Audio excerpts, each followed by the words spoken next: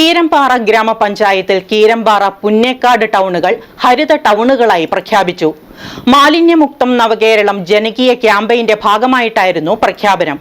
Panchayat president Gopi MP യോഗം ഉദ്ഘാടനം ചെയ്തു.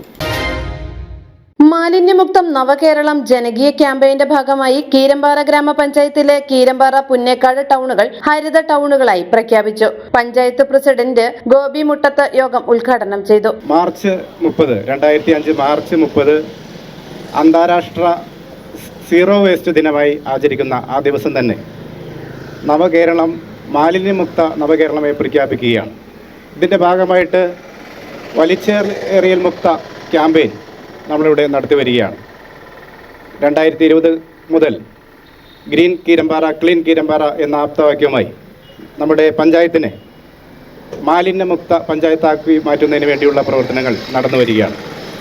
നമുക്കറിയാം, ഹരിതകർമ്മ സേനയുടെ ഭാഗമായിട്ടുള്ള 26 ഹരിതകർമ്മ സേനാംഗങ്ങൾ വീടുകളിൽ നിന്നുള്ള പ്ലാസ്റ്റിക് മാലിന്യങ്ങൾ ശേഖരിച്ചുകൊണ്ട് നമ്മുടെ വീടുകളിൽ ശുചിത്വം ഉറപ്പുവരുത്തി പിന്നീട് നമ്മുടെ പൊതു ഇടങ്ങൾ ശുചീകരിക്കുക എന്ന ലക്ഷ്യം മുന്നിട്ടുകൊണ്ട് സ്കൂളുകളും വിദ്യാലയങ്ങളും അതുപോലെ തന്നെ മറ്റ് സർക്കാർ ഇതര സ്ഥാപനങ്ങൾ ശുചിത്വമാക്കി തീർക്കുന്നതിൻ്റെ ഭാഗമായിട്ടുള്ള പ്രവർത്തനങ്ങൾ നടന്നു വരികയാണ്.